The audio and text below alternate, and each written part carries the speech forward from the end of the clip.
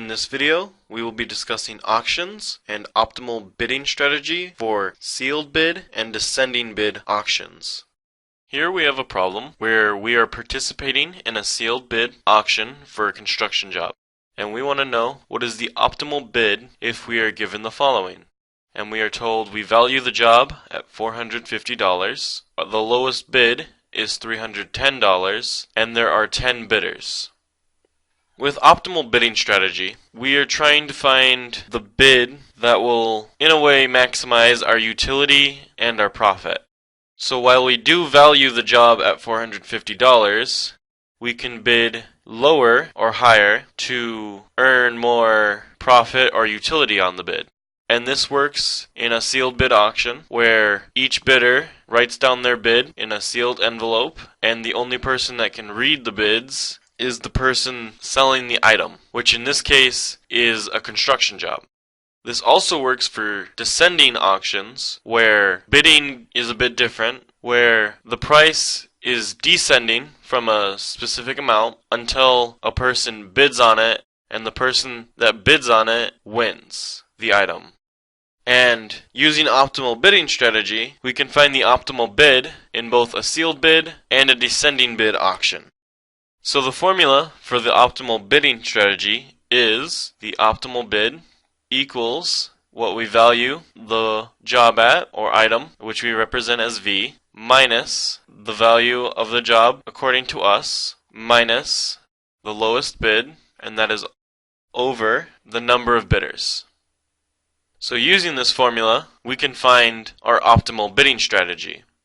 So if we plug in what we know, we have the optimal bid equals the value of the job, which is 450, minus the quantity, which is the value of the job, which is 450, minus the lowest bid, which is 310, and that is all over 10, which is the number of bidders.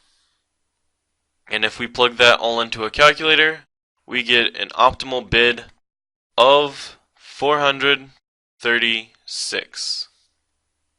So in this auction, even though we value the item at $450, we would bid for this construction job at $436, as we can gain a profit off of this, or utility, and not experience buyer's remorse if we do win. Next up, we have another scenario where we have another job where we value the job at $550. We think the lowest bid is going to be $400, and there are 20 bidders. So if we use the same formula as before for optimal bidding strategy, we have the optimal bid equals the value of the job, which is $550, minus the value of the job, which is again $550, minus the lowest bid, which is $400, and that is over the number of bidders, which is 20. And plugging that into a calculator gives us an optimal bid of 542.5. Next up, we have yet another problem where we have another job, and this job we value at $1,050. We think the lowest bid is going to be $760, and there are 50 bidders. So using the formula from before, we have the optimal bid equals the value of the job, which is $1,050, minus the value of the job, which is $1,050, minus the lowest bid, which is $760, and that is all over 50, which is the number of bidders. And by plugging this into a calculator, we get an optimal bid of 1,044.2. Last but not least, we have our final problem where we value another job at $545. We believe the lowest bid is going to be $375, and there are 100 bidders.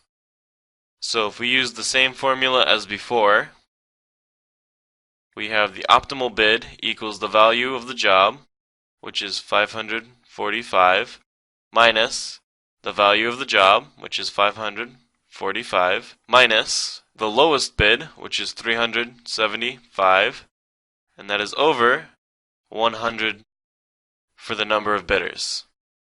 And by plugging this into a calculator, we get an optimal bidding strategy of 543.3. As we look at these problems and look at the optimal bidding strategy for each, we tend to notice a pattern where as the number of bidders increases, the closer to what we value the job at our optimal bidding strategy will be. So as the number of bidders increases, the likelihood of winning decreases. So we tend to play more safe by bidding near our value or maximum willingness to pay. That will conclude this video on optimal bidding strategy.